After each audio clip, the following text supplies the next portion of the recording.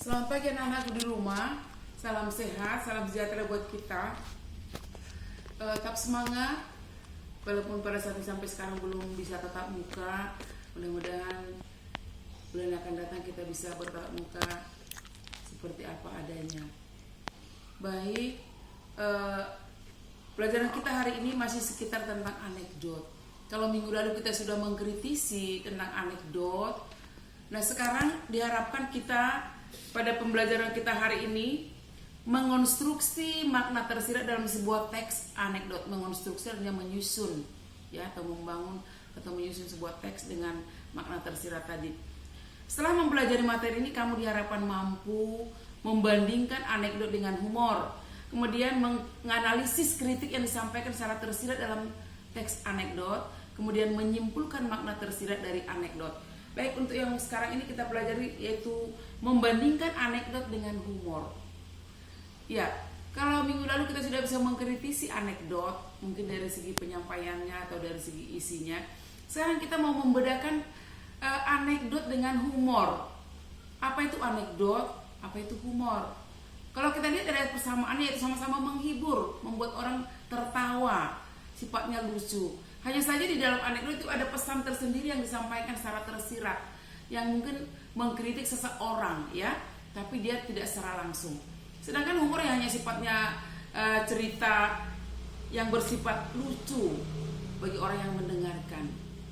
Ya, kalau minggu lalu kita sudah mempelajari tentang anekdot, yaitu mengenai yang dikatakan dengan makna tersirat dalam anekdot, yaitu tentang, kita lihat di sini ada cara keledai membaca buku, kemudian ada dosen juga menjadi pejabat. Nah, ini kita akan bandingkan nanti dengan cerita lucu, ya.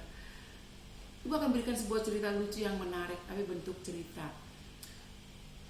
Ada dua orang pemuda, ya, mereka itu waras, sehat, sempurna, tapi dia berprofesi sebagai pengemis.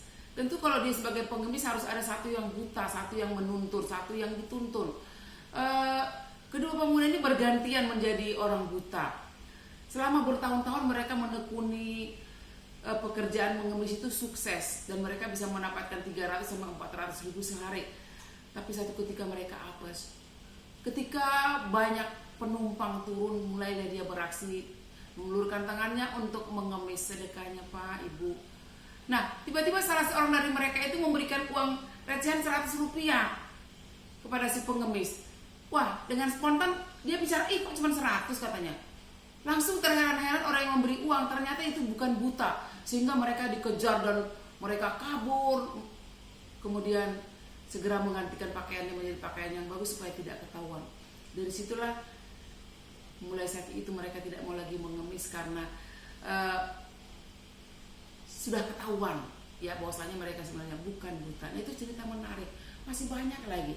Kalau kita mau melihat contoh humor di sini dalam buku Anda halaman 85, itu surat cinta tukang buah dan tukang sayur.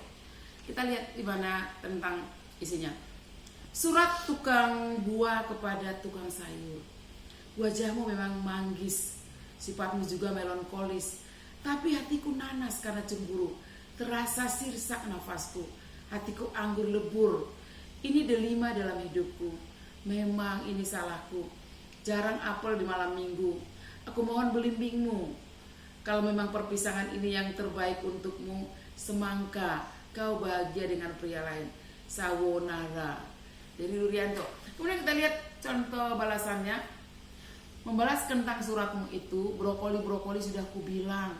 Jangan tiap datang rambutmu selalu kucai. Jagungmu tak pernah dicukur. Disuruh datang malam minggu, nongolnya hari Rabu. Ditambah kondisi keuanganmu makin hari makin parah. Kalau memang mau nelpon aku aja mesti ke wortel. Terus terong aja, cintaku padamu sudah lama tomat. Jangan kangkung aku lagi.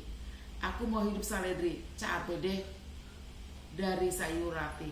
Nah, ini sebuah humor yang menarik antara pemuda dan pemudi yang semua dikaitkan dengan istilah buah dan sayur. Kalau kita bedakan dengan dosen yang nggak mau berdiri, hanya duduk saja, itu adalah bentuk anekdot. kita lihat bagaimana perbandingan antara anekdot dengan humor. Kalau kita melihat anekdot dosen yang menjadi pejabat, ide ceritanya itu peristiwa nyata. Sedangkan kalau humor surat cinta itu hanya rekaan saja. Kemudian kalau kita lihat isinya itu isi dari anekdot dosen yang menjadi pejabat itu masalah terkait tokoh publik yang menyangkut orang banyak. Kemudian kalau kita lihat humor surat cinta itu masalah kehidupan sehari-hari saja. Kemudian fungsi komunikasi itu menyampaikan kritik pada anekdot, sedangkan pada humor hanya menghibur. Kemudian kita lihat dari makna yang tersiratnya itu bahwa menyadarkan para pejabat agar jika masa jabatannya habis, mereka bersedia untuk turun dari jabatannya dan siap digantikan oleh orang lain. Kemudian pada cerita humor surat cinta tukang buah tidak ada makna pesan tersirat yang disampaikan. Jadi bisa kita lihat perbedaannya jauh. Walaupun sama-sama humor, walaupun sama-sama lucu, tapi di dalam anekdot ada pesan yang tersirat dan ada pesan yang disampaikan untuk orang yang terlibat dalam cerita itu. Oke? Nah, sekarang pastikan dalam tugas satu ini ya, kalian bisa memilih. Sekarang cobalah membaca cerita lucu berikut ini. Kemudian kenali mana yang merupakan anekdot, mana yang merupakan cerita lucu. Agar dapat lebih memahami cerita dan menangkap makna yang disampaikan penulisnya, peragakan cerita lucu berikut ini. Nah, di sini banyak. Satu contoh, kita lihat di sini ada profesi para anak-anak penjual kue. Bapak Presiden bertanya pada ibu tua penjual kue, sudah berapa lama jualan kue? Ibu tua bilang, sudah hampir 30 tahun. Sang Presiden, terus anak ibu mana? Kenapa tidak ada yang bantu? Ibu tua berkata, anak saya ada 4. Ada yang pertama di KPK, yang kedua di Polda, yang ketiga di Kejaksaan, yang keempat di DPR. Jadi mereka sibuk sekali, Pak. Kata Pak Presiden. Pak Presiden menggelengkan kepala karena kagum, lalu berbicara ke semua hadirin yang menyertai beliau. Meskipun hanya jualan kue, ibu ini bisa menjadikan anaknya sukses dan jujur, tidak korupsi. Karena kalau mereka korupsi, pasti kehidupan ibu ini sudah sejahtera dan tinggal di rumah mewah. Kemudian Pak Presiden bertanya lagi, apa jabatan anak di Polda, di KPK, Kejaksaan, dan DPR? Ibu tua berkata, sama, jualan kue juga. Nah, serentak mungkin orang akan tercengang. Ternyata kehidupan mereka hanya penjual kue. Masih banyak lagi cerita lagi di sini. Ada cerita 4. Ada lagi cerita tadi tentang mau gaji besar, silakan kalau mau 3 juta ya bekerja katanya. Nah, itu adalah bentuk sindiran-sindiran.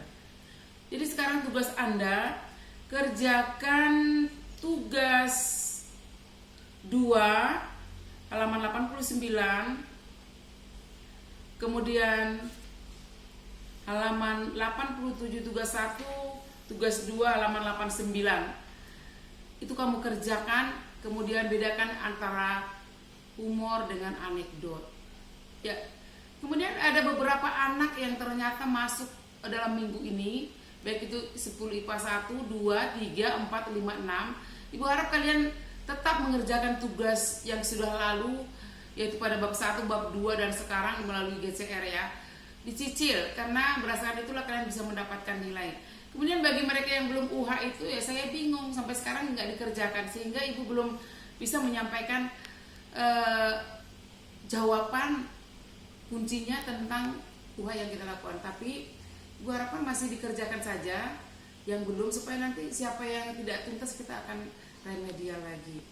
Saya rasa hanya itu saja pembelajaran kita hari ini, hanya membedakan humor dengan anekdot dengan mengerjakan latihan 1 dan latihan 2. Untuk yang kedua nanti berikutnya mengkritisi lainnya, itu akan kita lakukan untuk pertemuan yang kedua dalam minggu ini. Tetap semangat. Gue harap like, kemudian share, subscribe, dan yang penting iklan jangan di skip. Lanjutkan saja ya nak, supaya ibu semangat. Oke, sampai jumpa 2 hari kemudian. Selamat pagi.